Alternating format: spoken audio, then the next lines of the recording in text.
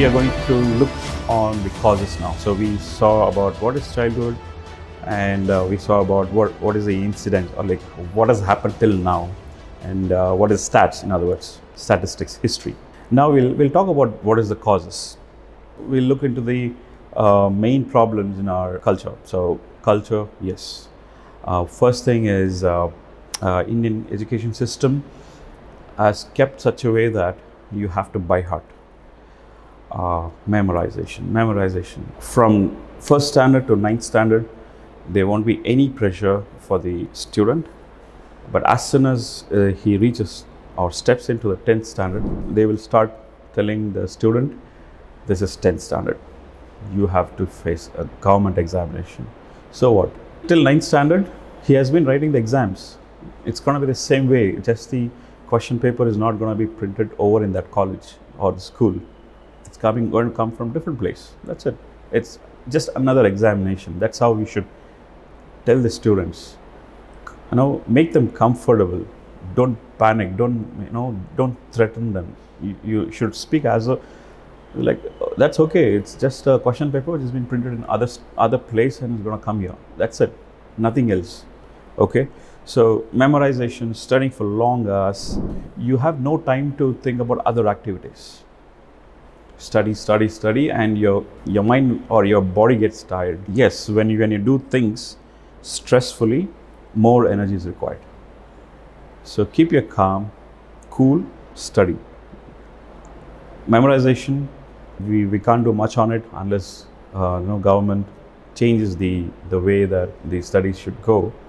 So I'm not cornering or criticizing anything here, but we have areas of improvement where we can improve the education system. And next is pressure from parents and schools. So almost pressure from a parent and from the school are almost the same. When you say same, how is that? Yeah, so parent want to be a topper as well as the teacher. And they both talk to themselves, as in the parent and the teacher. They say, you do whatever you want, get my child, get my kid to get the topper, be the topper of the school. And they take the pressure and they try to impound their way of studying, or the only means to get them to 100% is to make them study, make them memorize, no matter what, even in the mid of the sleep, fast sleep. If he or she is woken up, they have to tell whatever they asked. That is what a teacher's mentality would be most of the time. And the only way to do it is to memorize things. You memorize this, memorize this. Study. So that has to change. The pressure from the teacher and the students should change. Yeah, if he or she has an interest, or you can create that interest. Okay, so if you study this, one thing is you have to assist how to study, how to do it. You have to show it.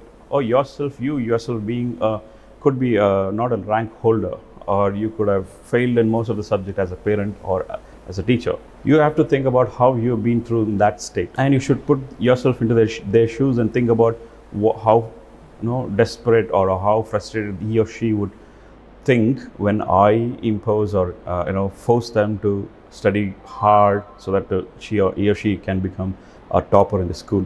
No, you help them.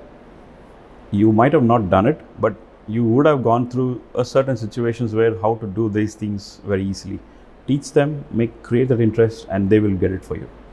Okay, and same with the schools. So you should create interest. Come with creative ideas as a student, as a school lecturers or teachers, as a principal, whoever it may be running the organization. You should think about coming up with creative ideas so that students will not feel the pressure, and they do what is the goal that is set. Simple as that. Okay, and as said in recent survey, 2/3 students reported that their parents pressurize them for better academy performance. And this pressure is basically, stats says that it has been more from an uneducated parents compared to the educated parents. So With uneducated parents, as a teacher, your responsibility is to pick up that situation and educate the parents, saying that okay, you're not studied. Maybe you want your child to study very well, hard, but it will take some time. So you should give some steps for them to work out, and your efforts should always be there, because 9 hours, 8 hours, they are with the school teachers compared to the parents. So you have to take that responsibility more and focus on the people or the person who is not studying well and what can be done to improve his performance. So that is where the role of teacher is very important compared to parents. And you are like a light, a giver, or you're the yeah. So you put the light on the student. At the same time, you have to share your difficulties, challenges with the parents so that they understand and help you out through the journey. Other reasons, inability to cope up with environment. So we as a parent or experienced person, we have seen in many instances they have committed suicides. If experienced person would, if he or she has taken that decision, think about a small child who's just done 11th standard pre-university college, not even entered the engineering college. If you pressurize them, think about how they will cope up. Is a failure in the exam the only reason why students commit suicides? No. It's because as I said, parental expectations are very high. The children, as a child or children, they are not able to meet up to that expectation, and hence they themselves are under pressure. And even as said earlier, peer pressures are always there. Oh, I scored 100 marks. Oh, yours is only 60, huh? So that's okay. So what? If Bill Gates would have thought about it, he did not clear his maths. He failed, and his friend passed the examinations, all the examinations. And now Bill Gates says, my friend is working in the company, and I run that company. So if he would have passed on that day, probably he would have been another person, employee in that, probably in another company. So think that way as a parent or as a teacher. You think what is his potential and try to grow that potential. Or instead giving the pressure to the students, try to focus on the areas where he or she is more active, more interested, and educate the parents that he or she is in areas of interest are these is this. Probably you can put them in these streams so that he can be a big tree once someday. Another thing of cause is silence. A person, if he or she is silent from day one, that I would say that could be his or her behavior. But if you see a children or child or a student, all of a sudden, or if you see them the change in the behavior, most of the time, if they are depressed or if they are frustrated, they will not know what to do, and they'll just keep thinking of what next. There's no person there for him to guide him. So keeping them silent makes the journey very hard. As I said, the depression, it starts building the pressure on the student, and at the end he will take the wrong decision.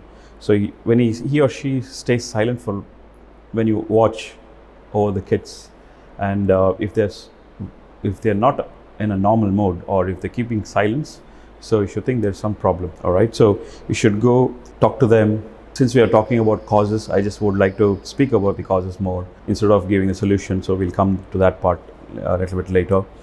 So lack of communication or strained parent-child relationship. Many times a child find it hard to express freely their concerns about the pressure that they feel. Even in psychology, the basic rule of psychology is that communication is very important.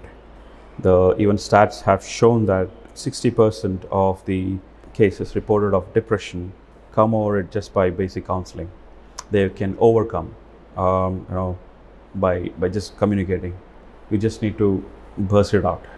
That's it. And other cause is worry. By worrying, you can actually not increase the size of your hair, or you even can't decrease the size of the air, length of the air. Let's see about the causes of worry. So we'll come back to the again causes of worry. Suicidal thinking, too much of thinking. They just talk about ending their life. They try to they try to withdraw themselves, increase withdrawal from the family. In other words, as said, from school friends, colleagues, teachers, and also as said, their performance would have been degraded, and lack of interest in their favorite things. So they would be he or she could have been a cricketer, and they would be going playing with their friends, colleagues, but all of a sudden they stop doing it. So when you see these signs, you should be literally alerted. And one of the causes is worry. They take risky decisions, or reckless or risk taking behavior, and they will change these sleeping habits, food habits, and they randomly sleep for a long time. Sometimes they don't sleep at all. When it goes abnormal, if it goes beyond normal, it's upwards or downwards, it's something wrong in that. We can take an example of anything, like fan. When you switch it on, it'll spin without any noise, and it'll breeze out the air. But if there is a rattling sound, that means that something has gone wrong. It's not normal. Or if it doesn't kickstart, there is something wrong. So we'll have to fix that. So instead, some people will just keep going on. Okay, well, they take it normally or casually, which is not good in this situation. Because if a fan or a material goes out, we can buy one. But if a person commits suicide, and that's an irreversible thing, you cannot get it back, right? So, and last thing is deep feeling of grief, uncontrolled anger, anxiety, shame, hopelessness, or guilt. Guilt is something they would have done it some days back, and they will think about it now. Then they will feel guilt about it, though it has been done probably 5-6 years back. They start talking about it. When you see them not in a normal mood, it's a alerting sign.